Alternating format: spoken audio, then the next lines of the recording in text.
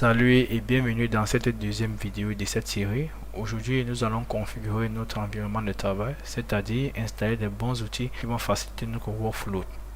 Et comme bon outil, nous avons PyCharm qui est un IDE construit par Jack Byring pour les développeurs Python. PyCharm est disponible en version professionnelle qui est payant et en version communautaire qui est gratuite et open source. La version professionnelle prend en charge le HTML, le JS, le SQL. C'est pour les développeurs web Python et la version community c'est uniquement pour les développeurs pur Python. Nous avons également l'éditeur de test VS Code qui a été créé par Microsoft, disponible sur Windows, Linux et Mac OS en fonction des architectures de Windows, soit 32 ou 64 bits, vous pouvez le télécharger.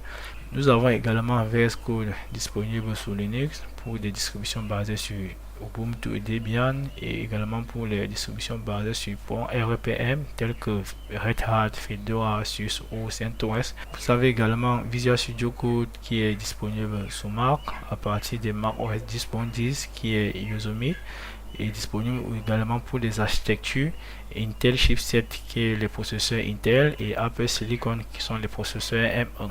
Après avoir installé VS Code sur votre système, nous allons installer Python. Nous savons que Django est un framework web écrit en Python. Il est donc primordial d'avoir Python installé sur son système d'exploitation. Lorsque vous allez sur python.org, dans l'onglet Download ou l'onglet Téléchargement, vous avez Python disponible sur Windows, Mac OS ou encore Linux. Mais pour ceux qui utilisent des systèmes Mac OS ou Linux, Python vient déjà préinstallé. Pour vérifier que Python est bien installé sur votre système, venez dans votre terminal et tapez la commande Python -v avec V majuscule et tapez Entrée. Vous aurez donc la version de Python qui est installée. Si vous êtes sur Linux ou bien sur Mac OS, la version préinstallée doit généralement être la version 2.x.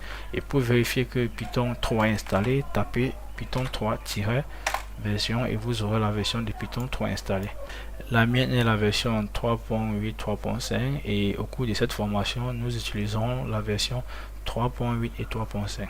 Je vous donne rendez-vous dans la prochaine vidéo où nous allons commencer à parler d'environnement virtuel. D'ici là, portez-vous bien. Ciao.